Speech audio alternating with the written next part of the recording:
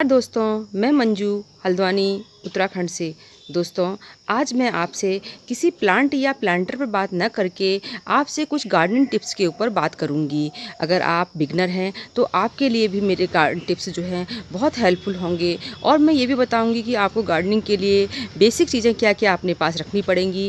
इन्हीं सब चीज़ों के बारे में आज मैं आपसे बात करूँगी। तो फिर चलिए शुरू करते हैं आज का वीडियो।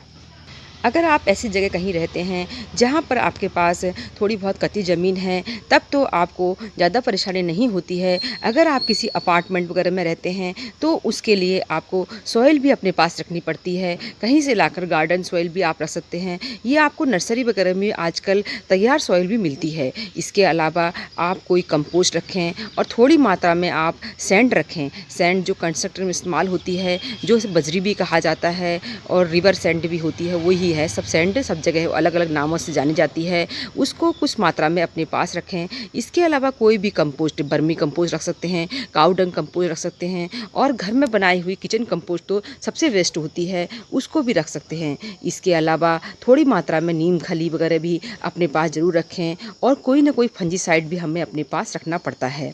और इसके अलावा आप जो है जो अपने प्लांट हैं, प्लांटर्स को गुड़ाई वगैरह करने के लिए टूल्स आते हैं जिनसे हम गुड़ाई करते हैं, वो रखें। और इसके अलावा स्प्रे करने के लिए स्प्रे बोतल भी रख सकते हैं। और सीजर, एक सीजर आप अपने पास ज़रूर रखें, कैंची, जो आपके गार्डन में जो फ्लावर्स वगैरह खिल जाते हैं, जो पॉट्स में फ्लावर खिल जाएंगे तो उनकी डेड हेडिंग करने के लिए बहुत हेल्पफुल होती है। दूसरे नंबर पर आता है पॉट का सिलेक्शन। पॉट का सिलेक्शन भी हमने बहुत सोच समझ के करना पड़ता है। आजकल कई तरह के पॉट्स आते हैं, मिट्टी के पॉट्स, सीमेंट के पॉट, टिन वगैरह के पॉट्स भी आते हैं, प्लास्टिक के पॉट्स भी आते हैं, फाइबर्स के पॉट्स भी आते हैं। अगर आप कई प्लांट इंडोर ग्रो कर रहे हैं तो आप जो है प्लास्टिक का पॉट भी इस्तेमाल कर सकते हैं। और जो अगर प्लांट आप आउटडोर ग्रो कर रहे हैं तो प्लास्टिक के पॉट्स धूप में गर्म हो जाते हैं, तो जो प्लांट की रूट्स होती हैं वो डैमेज होने लग जाती हैं। तो इसलिए हमने बाहर की साइड पर अक्सर हम मिट्टी के पॉट इस्तेमाल करें तो बहुत अच्छा होता है। मिट्टी के पॉट्स नहीं हैं तो सीमेंट के पॉट भी ठीक रहते हैं। पॉट सिलेक्शन करने के बाद अब बात आती है उस पर जो सॉइल बनाएंगे उसकी। सॉइल बनाने के लिए आप जो है गार्डन की जो सॉइल आपने ले रखी है वो सॉइल मिलाइए, उसमें कुछ मात्रा में सैंड मिलाइए और कुछ जो है कंपोस्ट मिलाइए और थोड़ी सी नीम खली, थोड़ा सा फंजीसाइड मिलाकर आप बहुत अच्छी सॉइल बनाकर उसमें अपने प्लांट को लगाइए। अब आपने अगर इंडोर प्लांट लगा रखा है तो वो सॉइल आपकी ज़्यादा वेल ड्रेन होनी चाहिए, क्यों, और प्लास्टिक के पॉट में लगा है उसकी सॉइल भी बहुत वेल ड्रेन होनी चाहिए, क्योंकि इसमें वेपोरेशन बहुत कम हो पाएगा। उसमें जो प्लास्टिक के पॉट हैं, जो आपने मिट्टी के पॉट बना रखे हैं, उसकी सॉइल बहुत ज़्यादा अगर सैंड नहीं भी मिलाएंगे, मतलब बहुत ज़्यादा वेल ड्रेन नहीं होगी, तब भी उसमें से पानी जो होता है वो वेपोरेट होता रहता है। नेक्स्ट नंबर पर बात आती है वाटरिंग की। अगर हमने प्लांट इंडोर लगा रखा है तो उसको कम पानी की आवश्यकता होती है, क्योंकि वो पानी उसका वेपोरेशन कम हो पाता है। और अगर आपने सनलाइट में प्लांट रखा हुआ है तो उसमें आपको टाइम से उसकी मिट्टी को चेक करके पानी देते रहना पड़ता है।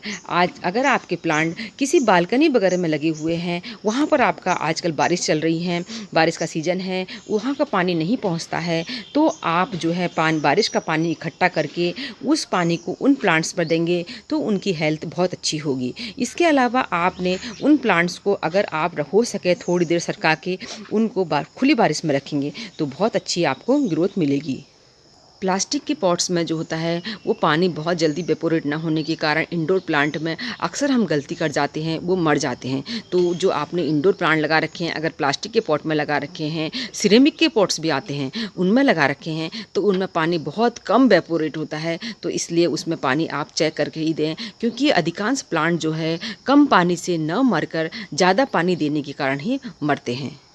दोस्तों, नेक्स्ट बात करते हैं प्लांट की निराई गुड़ाई की। जो प्लांट होता है, चाहे आपने मिट्टी के पॉट में ग्रो कर रखा हो, चाहे आपने सीमेंट के पॉट में ग्रो कर रखा हो, तो निराई गुड़ाई बहुत ज़रूरी होती है। गुड़ाई करने से जो प्लांट में एक्स्ट्रा मॉइस्चर इकट्ठा हो जाता है प्लांटर में, वो भी हटता है और जड़ों को ऑक्सीजन ज़्यादा मिलती है, तो उससे जड़ें अच्छी ग्रोथ करती हैं। जड़ें जब अच्छी ग्रोथ करेंगी तो ऊपर जो रिजल्ट मिलना है हमको फ्रूटिंग के रूप में या फ्लावरिंग के रूप में, वो भी वेस्ट होगा, वो भी बहुत सुंदर होगा। तो इसलिए हमने निराई गुड़ाई, उससे बहुत एक फ़ायदा और भी है कि जो प्लांटर में एक्स्ट्रा बीड्स उग जाते हैं, जंगली घासें वगैरह उग जाती हैं, तो वो जो होती है, हम जो भी खाद वगैरह देते रहते हैं तो उसको भी वो भी एब्जॉर्ब कर लेती हैं उसको, तो वो भी हटाते हैं। तो हमारे जो जिस प्लांट को मिलनी है असली वो खादें, उसी को मिलती हैं। तो इसलिए निराई गुड़ाई भी हर प्लांट के लिए बहुत आवश्यक है। नेक्स्ट बात करते हैं सनलाइट की, लोकेशन की, कि प्लांट को हमने कहाँ पर रखना है।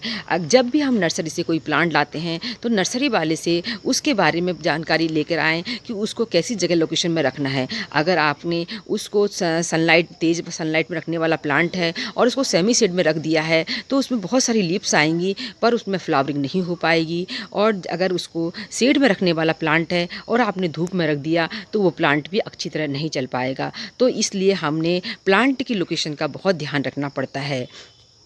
अधिकांश जो फ्लावरिंग प्लांट होते हैं वो जो हैं सनलाइट में ही रखे जाते हैं, और जो लीफी प्लांट होते हैं, फॉलिएज वाले प्लांट होते हैं, वो सेमी शेड या सेमी इंडोर और पार्शियल लाइट ऐसे में रखे जाते हैं। तो ये प्लांट के ऊपर उसकी नीड को समझते हुए उसके बारे में जानकारी प्राप्त करके हम उस प्लांट को लोकेशन दें।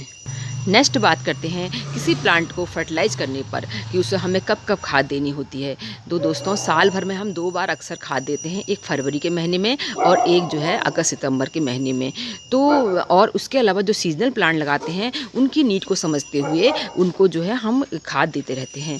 जो पेरिनियल प्लांट होते हैं, जो साल भर रहने वाले प्लांट होते हैं, वो गर्मियों में फ्लावरिंग करते हैं, जैसे कि चांदनी का प्लांट। देखिए, ये चांदनी का प्लांट है, ये समर फ्लावरिंग प्लांट है। अगर हम इसको विंटर के समय में खाद देंगे तो ये जो खाद होगी वो उसकी सतह पर जम जाएगी, क्योंकि प्लांट का वो डोरमेंसी पीरियड है, प्लांट उसको यूज़ नहीं कर पाएगा। तो इससे क्या होता है, उसकी सतह पर सॉल्ट फॉर्मेशन होता है, उससे धीरे धीरे वो प्लांट जो है ख़त्म भी होने लग जाता कई बार, और उसकी मिट्टी हार्ड हो जाती है। तो इन चीज़ों का हमने ध्यान रखना है कि प्लांट को किस समय फर्टिलाइज़र करने की आवश्यकता है।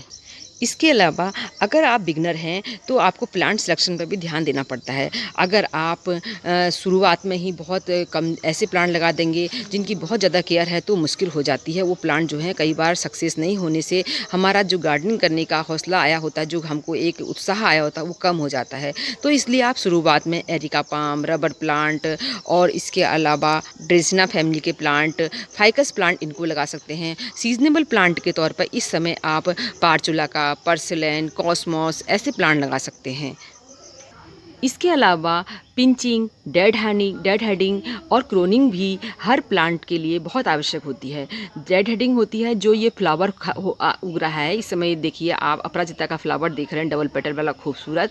ये ख़त्म होने के बाद ये जब बंद हो जाएगा, अगर मैं इसको नहीं हटाऊंगी तो इसमें जो है फलियाँ बनने लग जाएंगी, सीड फॉर्मेशन हो जाएगा। तो जो प्लांट है वो अपनी ग्रोथ सीड फॉर्मेशन में लगा देगा तो ज़्यादा फ्लावरिंग नहीं हो पाएगी। तो इससे हमें डेड हेडिंग करनी होती है। और इसके अलावा मैं आपको बता देती हूँ पिंचिंग। ये जो आप कोलियस के प्लांट देख रहे हैं, इनको ऊपर से पिंच करना होता है। पिंच करने से जो इसमें फ्लावर्स आते हैं वो हट जाते हैं और जो है प्लांट जो है हेल्थी बनता है, बुशी बनता है।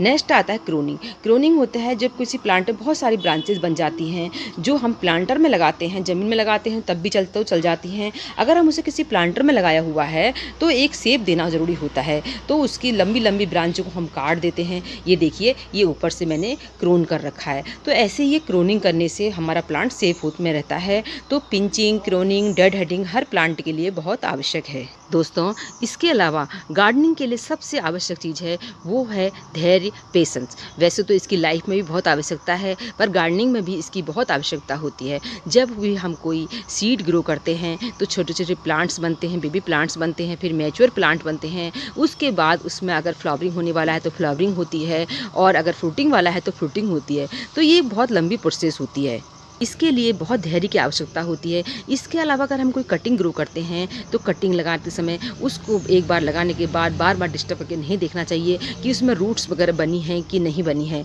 ये सब चीज़ों से हमें जो है हमारी कटिंग सक्सेस नहीं हो पाती है, और हमारा मन जो है दुखी होता है, और हम उसको दोबारा से गार्डनिंग में उतने उत्साह से नहीं कर पाते हैं।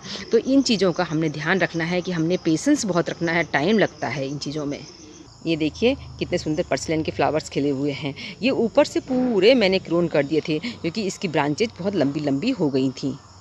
तो दोस्तों, आज मैंने आपसे कुछ गार्डनिंग टिप्स के बारे में बात करी। गार्डनिंग में क्या-क्या नेसेसरी चीज़ें आपने अपने पास रखनी है, उन सब चीज़ों की बात करी। उम्मीद है आपको आज का वीडियो पसंद आया होगा। अगर आपका कोई प्लांट मर भी जाता है तो आप बहुत दुखी मत होइए, होपलेस मत होइए। फिर से नया प्लांट लाइए या कटिंग से लगाइए, तो फिर से जीवंतता से उसको ग्रो करिए, खुशी मन से उसको रखिए, तो वो धीरे-धीरे आपका प्लांट चलने लग जाता है। गार्डनिंग बहुत अच्छा शौक है। ये आपको टेंशन वगैरह से भी दूर रखता है। आपके अच्छे थॉट्स आते हैं। जब भी कोई आपका सीड लगाया हुआ प्लांट जो है सीड से ग्रो करते हैं या कटिंग से ग्रो करते हैं, जब उसमें फ्लावरिंग या फ्रूटिंग होती है तो एक मन में ऐसा सुकून मिलता है जिसको हम शब्दों में व्यक्त नहीं कर सकते हैं।